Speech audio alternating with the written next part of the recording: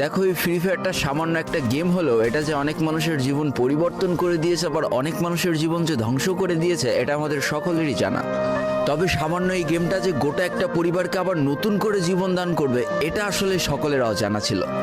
হ্যাঁ বন্ধুরা, আজকের গল্পটি এমনই একটা পরিবারকে নিয়ে যারা এই ফ্রি ফায়ার গেমটাকে একেবারেই সহ্য করতে পারতো না, বরং তাদের সন্তান যখন এই গেমটা খেলতো তারা আরো উল্টো বকাবকি করতো। আর ভাগ্যের কি অপূর্ব লীলা খেলা, তখন সেই গেমটা আজকে গোটা পরিবারটাকে বাঁচিয়ে রেখেছে। আর এখন তার বাবা মাও উৎসাহ দেয় তাদের সন্তানকে যে ফ্রি ফায়ার খেলো। এজন্যই চলো জেনে আসি আসলে কি এমন ঘটেছিল ওই পরিবারটার সাথে। তো বেশি ব্যাকপ্যাক না করে ছোট্ট একটা ইন্ট্রো দিয়ে আজকের ভিডিও শুরু করা যায়। তো আজকের গল্পটা শুরু হতে চলেছে ছোট্ট একটা গ্রামের ছোট্ট একটা পরিবারকে নিয়ে। বাবা মা এবং তাদের দুই সন্তান অর্থাৎ দুই ভাই, ছোট্ট একটা পরিবার, খুব সুন্দরভাবে তাদের জীবনযাত্রা চলে যাচ্ছিল। বড় ভাই একটা কোম্পানিতে লেবারের চাকরি করে, বাবা কৃষি কাজ করে, আর তাদের ছোট সন্তান অর্থাৎ ছোট ছেলে কিন্তু ক্লাস 8-এ পড়াশোনা করে। দারিদ্রতার বেড়াজালে আটকে পড়া পরিবারকে সাপোর্ট দেওয়ার জন্য তাদের বড় ভাইকে খুব অল্প বয়সে কাজে চলে যেতে হয়েছে।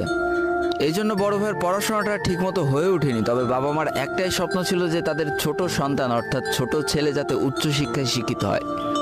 এই জন্য বাবা কৃষিকাজ করলেও সারাদিন মাঠে তুমুল কষ্ট করে এসে বাসায় যখন এসে দেখতো তাদের ছোট সন্তান পড়াশোনা করতেছে, সমস্ত কষ্ট এক চান্সে দূর হয়ে যেত। আর তাদের ছোট সন্তান পরিবারের অভাব দেখতে দেখতে বড় হচ্ছে, তো তাই সে একটা সময় ঠিক করেই ফেলে যে তাকে অনেক বড় হতে হবে, লেখাপড়া করে অনেক বড় মানুষের মতো মানুষ হতে হবে। আর ঠিক এমনটাই হতে থাকে। তাদের ছোট ছেলে খুব ভালো রেজাল্টও করতে থাকে, প্রত্যেক ক্লাসে টপ হতেও থাকে। তবে তার একটা বদ অভ্যাস ছিল, সেটা হচ্ছে ফ্রি ফায়ার গেম খেলা। করোনা চলার সময় যখন তার স্কুল বন্ধ হয়ে যায়, তখন তার বাবা এবং বড় ভাইয়ের জমানো কিছু টাকা দিয়ে তাকে একটা ফোন কিনে দেওয়া হয় অনলাইনে ক্লাস করার জন্য। তার ফোনটা ছিল 3 GB র্যামের একটা ফোন। তবে এইখান থেকেই তার ফ্রি ফায়ার গেমের সাথে পরিচয় হওয়া।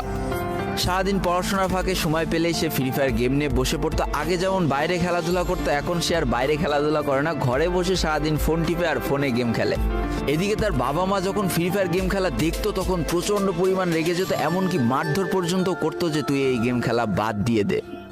তবে তাদের ছোট ছেলে যতই বাবা মার বাধ্য সন্তান হোক না কেন, ফ্রি ফায়ার গেমটা ছাড়তে সে একেবারেই নারাজ। প্রথম দিকে পড়াশোনার ফাঁকে ফাঁকে গেম খেললো, যখন তার বাবা মা তাকে বকা শুরু করে তখন সে রাতের অন্ধকারে গেম খেলা শুরু করে। তবে বন্ধুরা বলে রাখা ভালো, সে কিন্তু তার পড়াশোনা একেবারেই ঠিক রেখেছিল, অর্থাৎ গেমের কোনো কালো ছায়া পড়াশোনার উপরে